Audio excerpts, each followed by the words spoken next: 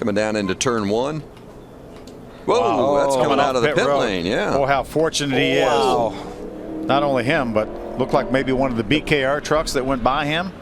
Maybe Reddick. It looked like Tyler. Wow. Yeah, wow. That's unusual this day and age. Remember, Phil, the old days. Racing remaining from Bristol.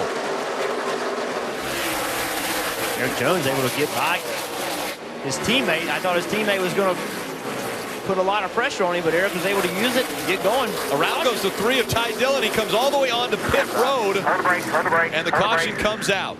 Get fired up, buddy. You're all good. Fired up. Get it rolling. Get it rolling. There you go. Put 4 on. Ty just said, hey guys, that bottom is loose. Yeah, he just got loose getting in the corner. Couldn't keep up with it. The other guy that won on that. Under caution. This is the 8th caution that's come out. And that is a good point. To Jeff's point, NASCAR is scanning all of these drivers. It's not just the safety workers that they listen to as far as if the racetrack is back in raceable condition. They're going to listen to the drivers, and if somebody had a complaint, it would make a difference. And you see, Crash coming onto pit road. Kyle Larson, late decision, wanted to come to pit road. Kyle Busch looked like he was going to come off of pit road. They hit. Pit road. Looks as though Logano's going to stay out. Kyle Larson looks like he's going to stay out. Kyle Busch decides to come in. well, then Kyle Busch changed his mind, took a hard right to go back on the racetrack at the same time that Kyle Larson decided to take a hard left and come to pit road. Confusion getting onto pit road. Kyle Larson wouldn't have made it. He was already past the cone. Looks like everybody's going to get off pit road without losing a lap, but this would be another opportunity to make your pit stop. I would have wanted to be on pit road when the caution flag comes out. Look here, we're going to have an accident like we were talking about. It's the 18 of Cody Coughlin, and the 23 collects Christopher Bell. It happens all the time when you do that. Look at flat tires for William Byron. That problem, both front tires flat. Take a look at it, and this is as they're trying to get down to pit lane and get down to speed.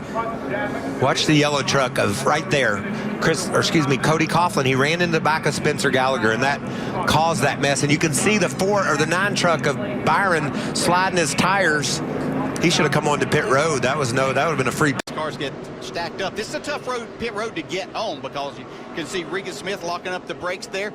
Eric Jones tries to miss that. He locks up his brakes, but it spins him out. Not much contact there, so that's not going to be the issue. It's all the spots that he left. He actually got hit from behind there, as you can see from Bubba Wallace. DJ, that's twice that Blaney has really hit those brakes hard just before coming on pit road like that. He was talking about that tackle. They collided, and Tony's crew had to scatter. Watch this. Dirt track action right there. Smoking back in there. What a close call for Eric Almirola's crew in that 43 car that was sitting in his pit box.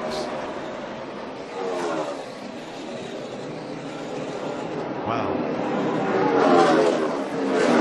And that car, he got into the back of Kyle Busch exiting their pits when Busch had to brake for a car that jumped out in front of him. Kevin Harvick jumped out in front of Kyle, and he had to get on the brakes and then contact. Damaged the right rear corner of Kyle's car. Yeah, look. Oh, problems here. Entering pit road and going over the double jump is the 15, just launching the truck into the sky is Mason Mingus.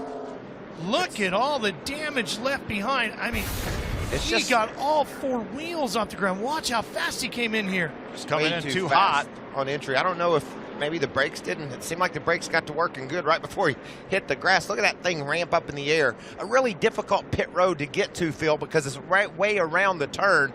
So, but that wasn't even close. It sure wasn't. A lot of damage to Mason Mingus's truck as well, as you see Timothy Peters go by. Just some gas. Oh, there's Timothy Peters. A lot of contact. Man, you can't drive out of the side of someone. Spotter, Fuji, somebody needs to help you. You can't see really great out of these trucks, Phil. So you got to have a lot of help right there. And that truck, bad move there. Take another look at what happened after getting his service done. Watch this hard contact. See, further down. Nowhere for Jake Crum to go. He had to get by the 60 truck of Dakota Armstrong. Watch the gas can here on Kyle Busch's truck. Oh, is he going to leave with that equipment? That's a penalty if so. And Yes, it looks he like, does. yes, the can goes out of the pit. He'll have to do a restart in the rear of the field. During pit stops, things got even just a little bit odder. You see Clint Boiler peeling off to stop there to repair this right rear damage, and we'll show you how it happened. Danica Patrick is going to come out of her pit stall. Slew it sideways a bit. Whoops. I can't explain that one. Yeah, and Clint Boyer just got back on the lead lap by getting a free pass. Look at the damage on the left front of Danica Patrick. Right now, she's running in 18th position, and I think she might just be one lap down. She is one lap down, but apparently she just got on it, and the thing with fresh tires on it just got loose, and she couldn't keep it out of the back of the 15 here. Right sides for Keselowski. Oh, contact there as David Rudiman was just coming to his pit stall. Back it up.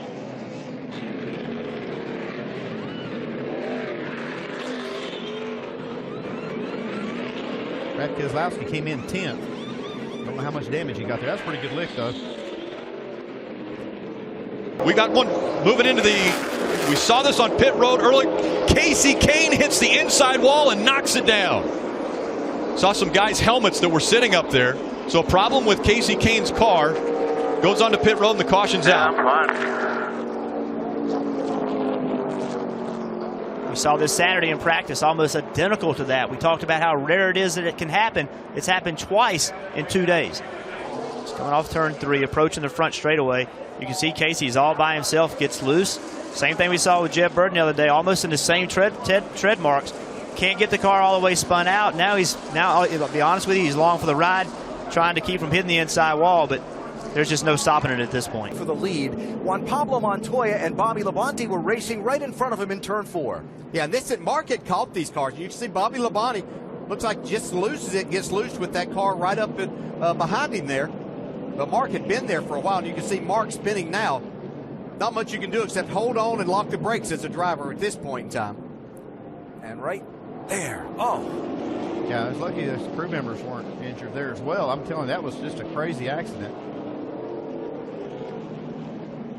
Mark's trying to keep it off the wall right here and keep it a little damaged as he possibly can, but just can't get it back out. Wow, you can see all the oil go out from under instantly it ruptured that oil tank. That could have been a big problem if it had caught fire immediately. There you see him in the 52.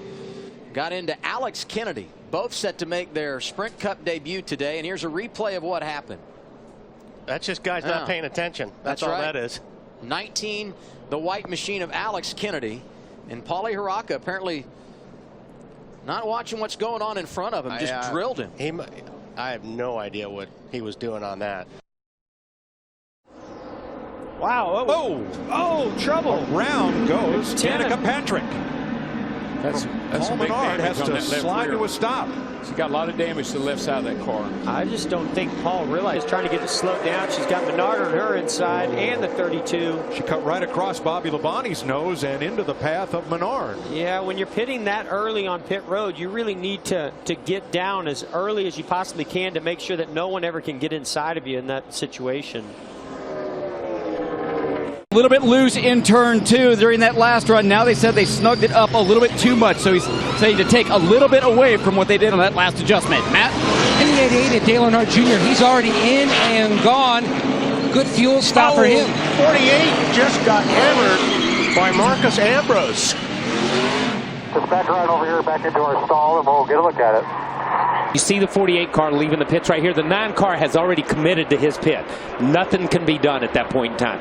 Jimmy's on full bore leaving. The 9 car's on the brakes trying to get in and run out of room. And you can't see, I mean, Jimmy Johnson can't see over there in that right rear corner. All you're doing is going off of who's telling you go, go, go, clear or whatever.